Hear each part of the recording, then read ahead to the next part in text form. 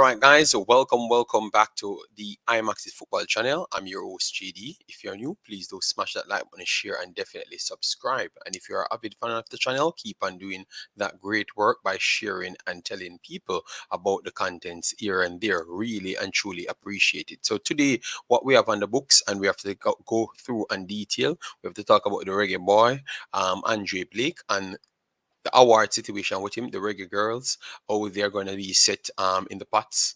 We have to talk about Haiti and also all the other intercontinental games that we said we are going to schedule just the same to talk about. So we're going to do that just the same. And then we have some schoolboys results to give you guys, and also talk about some additional news inside the schoolboys competition. All right. Yes. So make sure as you come in to smash that like button, share, and definitely subscribe. We saw Kurt Steele already joined in. Thanks very much, Kurt Steele, for the continuous support. Massive respect for that. All right, we are going to only be here, or maybe maximum over 2 hours. Yes, and that's it. After 30 minutes, you can call in and give your take on the subject matter, and that's how it will be. All right. Yes, man. Thanks very much. All of you guys that checked in. Yes.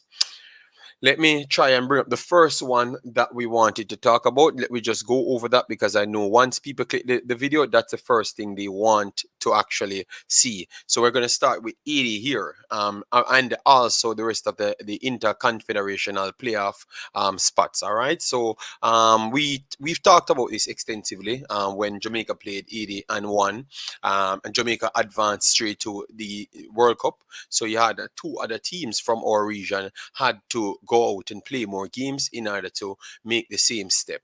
Obviously, we have said that our region is one of the strongest, so we expect a lot more from this region. So these are the next two that will be carrying that mantle. So let me just go through it and give our take. All right. So they said the 2023 FIFA Women's World Cup qualification interconfederational playoff.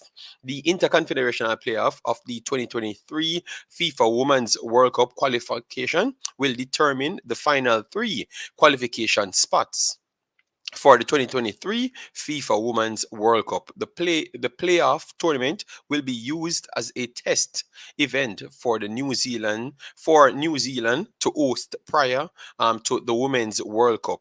It will take place from the 18th to the 23rd of February 2023. So even though we had the things announced today, it's going to be taking place next year. All right. And will feature 10 teams split into 3 groups, with the winner of each group qualifying for the Women's World Cup. New Zealand and another guest nation will also play friendlies against participating teams, and each other as part of the event. So to make sure everyone gets enough games, the New Zealand and the other participating teams will contribute with games. We're going to give it that right down. Don't worry yourself. All right. So we have Fabian Full in the building. Thanks very much for being here, my brother. Hope all is well. And then we see Football Vision checked in. Massive respect. All right. Yes, man. Thanks very much. So, anyways, format on 24th of December, Bureau of the FIFA Council approved the slot allocation and format of the playoff tournament. AFC Asia, 2 slots. CAF Africa, 2 slots. Concacaf North Central America and the Caribbeans, 2 slots. CONMEBOL South America, 2 slots. Oceania, 1 slot. And Europe, the final slot that they were waiting on, that has been completed. 1 slot there. All right. Yes. And obviously, we went through this already. Tell you how the format goes. If you want to go back through it, we can. All right. Yes. But anyways, these are the qualified teams: Chinese Taipei, Thailand, Cameroon, Senegal, Haiti, Panama, Paraguay, Chile, Papua New Guinea, and Portugal. So Portugal was the last team that we were actually waiting on. All right. So it's there now. All right. So let me show you how they have actually worked it out now. So they said draw.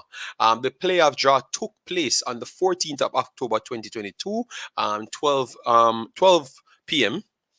CEST time, UTC plus 12 in Zurich, Switzerland. 4 teams were seeded into groups based on the FIFA Women's World Ranking, where you're going to see their rankings right below. Of the 13th October 2022, shown in the parentheses with a maximum of one seeded team per confederation. The European team was automatically seeded into pot one, so as to prevent 3 European teams from being drawn into the same group in the final tournament. All right, the highest ranked team was placed in slot A1, the second highest in slot B1, and the third highest in slot C1, and the fourth highest in slot C2. All right, so all right, you get the drift then. The remaining six teams were unseeded and drawn into the remaining slots, with the condition that teams from the same confederation could not be drawn into the same group in the draw. The 6 unseeded teams were allocated to the first available group sequentially from A to C before repeating. After a team was selected, a separate draw then determined the team's position within their respective group for the purpose of schedule. All right, yes. We're going to come into the comments, so definitely leave your comments. So part 1, Portugal, which is ranked 23, Chile, which is ranked 38, Chinese Taipei, which is ranked 40th, and Papua Guinea, which is ranked 50th. So obviously, part 1 will, the A1 will be Portugal. B1 will be Chile, and then you have Chinese Taipei and Papua Guinea in the same group. All right, yes, and then the unseeded teams will be Thailand, Paraguay, Haiti, Panama, Cameroon, and Senegal. All right, and then we go down a little bit more. They said the brackets now. A1, obviously, you know that the teams that are ranked the highest, like Portugal, they don't have to necessarily play 2 games. They only need to play 1 game. All right, and that is it at this point. So Portugal will be waiting on the winner of Cameroon versus Thailand, and once they do win that game against Cameroon or Thailand, they are going to be in the World Cup there. All right, it's simple as that. Some others might have more than 1 games, but Peru will have 1 official game, aside from maybe the friendlies that, as what they have said, that New Zealand and others will take part in. All right, yes. So it's very easy, very easy. All right, yes. So that's for bracket A. All right, yes. And the match will be taking place on the 18th of February here. All right, Cameroon versus Thailand, and then the 22nd of February you will have Portugal versus the winner. Period. All right, bracket B. We are making it very, very easy for everyone to find out. All right, yes. All right, good, good, good. Just take a little time, guys. You have 22 people here. Hit the like button. Get the visibility out there. All right, we have 22 people here. Just support the video via hitting the like button. Not going to say it much throughout the stream. All right, yes.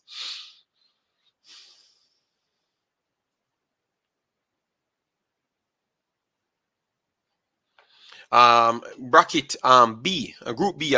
Sorry, group B. Senegal versus Haiti.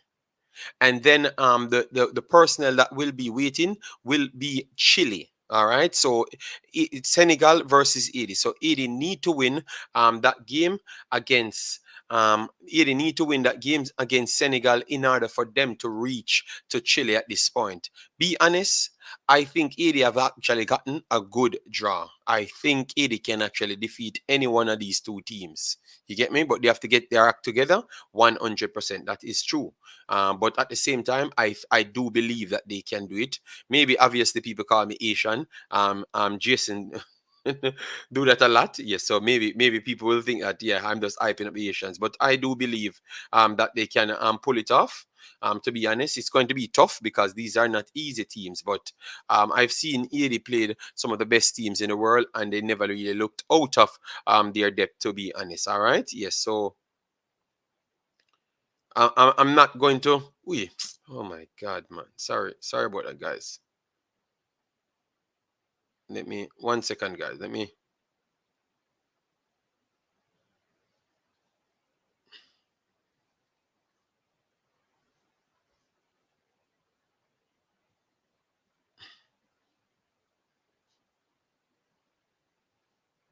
All right, so that's good now for now. All right, so 80 versus Senegal, and then 80 if 80 advances, they have to go through Chile. I think that is reasonable for 80. So if you are coming from 80 on the 18th of February, time I think that the actual hour will be announced very soon. But they will be playing on the 18th of February, and then the final game for you should be on the 22nd of February next year. All right, and it should be Chile. It has to be Chile, whichever way you want to take it. All right, yes, it has to be Chile. Period. Then bracket C, guys. Bracket C, you have more games: Chinese Taipei versus Paraguay and Papua Guinea versus Panama. And then both of them go through. To the winner from each bracket goes through, and then the winner of that advances. All right. Yes. So that's how they set it. 4 teams. All right. That's good. That's good. So the 19th, both set of teams will be playing Chinese Taipei versus Paraguay, and also Papua Guinea versus Panama. And then on the 23rd, it will be the final match for them to go there. All right. Yes. So that's pretty much it when it comes on to the confederational playoff system, which we were waiting for it a while now. We were waiting for it a while now, to be honest. We were waiting for it a while now. All right, so let me just click this right here, and now we are good. All right, so let me bless up everyone else. We have Joseph Brown in the building. Massive respect, Joseph Brown. Thanks for being here. Crystal Image, massive respect. Thanks for being here. Then we have Up and Running in the building, and then we have Kevin Jones in the building. Massive respect. Let me move on to the second thing right here. All right, because we're not wasting no time at all. We have a lot of things to go through, and we are trying to get our information out there. So Reggae Boyz news, Andre Blake pretty much been named for almost all of the awards in the MLS. To be honest, this is the main one, but he has been in what placed on the list for the goalkeeper, the save of the season. You get me? And also the actual MLS award. So they said Andre Blake, and Jesus Ferreira amongst finalists for MLS season awards. All right, yes, and they're gonna give you all the necessary awards. The 2022 MLS regular season is in the rear view mirror, and the league announced its finalist list for several end of season award on Thursday. All right. Several top awards will be decided in the coming weeks, including the league's MVP award, goalkeeper of the year, defender of the year, young player of the year, current MLS player, club technical staff, coach, technical director, and general manager. Wow. And a select group of media members will vote for the winners of 10 different awards. All right. And then you're going to see Blake's name come up more than once. All right. The London Donovan MVP award is the highly anticipated on the list with 5 players from playoff teams in the runnings. Nashville's Annie, Philadelphia Union's Andre Blake, Austin FC Sebastian, LA Galaxy, Chicharito, which you guys should know him, and LAFC Christian Arango round out the 5 finalists for the league's best award. All right. Blake is also a finalist for the Goalkeeper of the Year award, being joined by New England Revolution Petrovic and Inter Miami Drake Calendar. In the category, Blake led MLS with 15 clean sheets during the regular season, while Petrovic posted 7 and Calendar total 4. All right, wow. All right, so let me know, guys. And also, he's also in it for the save of the season as well. So let me know, guys, what say you on that? All right, what say you on that side? All right. Shaq Poe. So bless up, thanks for being here. Amazing. Bless up, thanks for being here. Hope all is well with you and your family. All right. Yes, man.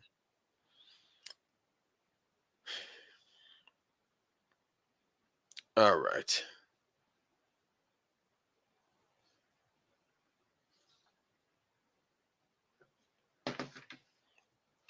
So that's it for the reggae boy Andre Blake. Let me know, guys, what say you and Andre Blake when I posted it on the Instagram, which I would love for you guys to go and follow me there.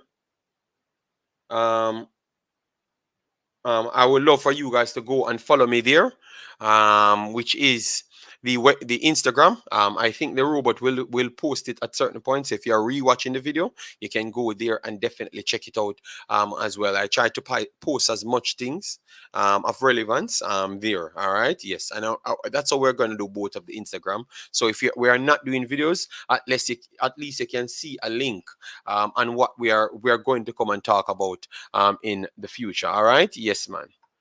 Um, Sheridan said, good look for him. Danica Knight says, Panama got the easiest draw. Okay, well, nice. Okay, let me see. Panama got Papa and New Guinea. I don't think it's so easy, you know. Danica Knight, I don't think it's so easy. I don't know why you thought it was so easy. No, it's not. It's not as easy as what you think, you know. Yes, so give it little time. Give it little time. Believe me. Give it little time. All right. Yes, give it little time. It's going to be not easy. I think not easy at all. But let's see. I'm hoping the best for the teams. Yes. And let me just move over and just give you all the necessary information of the Manning Cup. So we had the Manning Cup coming up. We had a few games. Manly, I said I think Manly will win. They won. I said I thought that Staths would win. They won. Tarrant, they won. All right. So all of them, maybe the scores, I never really call out much scores, but all of them won. So that is a good start. That is a definite good start there. Yes. And then you have other teams playing today, which we're gonna just go through all of those teams that you should look out for. Vauxhall versus Edith Dalton. Charlie Smith Tivoli, which I told you about, that's going to be a big game.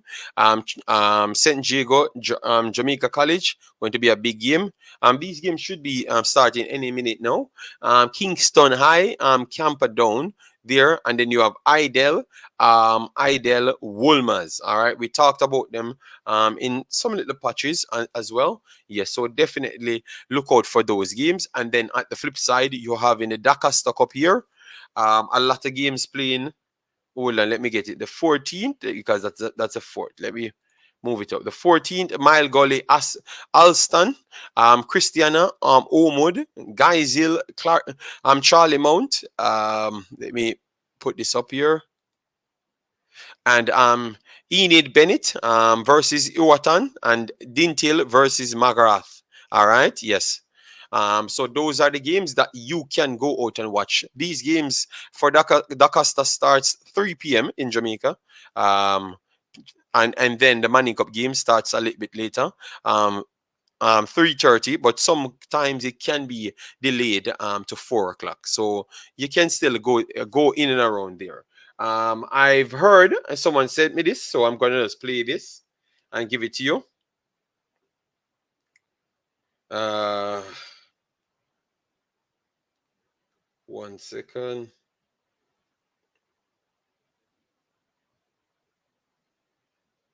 One second, guys. All right, so I'm going to display this. All right, the situation at this man. Let me know if you're hearing it loud. Let me know if you're hearing it loud. All right.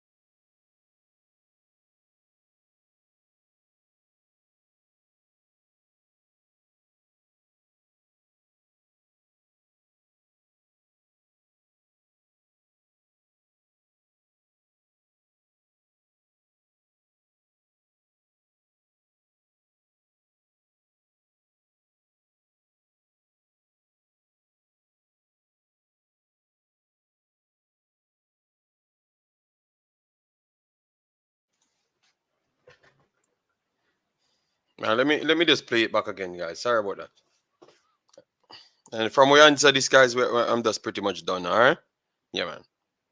And Radio Jamaica Sports on September 28th. Pembroke Hall High School is calling for an investigation into how 3 students let me know if you're hearing it, guys. All right. Institution in the 2021-22 school year are now representing another school in the Manning Cup. In an email obtained by Radio Jamaica Sports, Pembroke Hall High School coach Marvin Thompson revealed that 3 students who had not met the required eligibility requirements to represent the institution were now attending Hydel High. The email which Thompson sent, Radio Jamaica Sports understands, was not on the letterhead of the school, and checks also showed an incorrect email for Issa. However, according to Thompson, one student attended Pembroke Hall up to July of this year and was in training. Let me know if you're hearing it, guys. All right, because that's what I'm waiting for. If you're not hearing it, I will just shut it off from now. All right. Another student suddenly stopped attending school in late November 2021, but returned in May 2022. However, when checks were done, he did not meet the requisite attendance nor academic eligibility according to Issa stipulations. The third student did not sit any CSEC subjects. Pembroke Hall's principal, Reverend Claude Ellis, confirmed that the students were enrolled.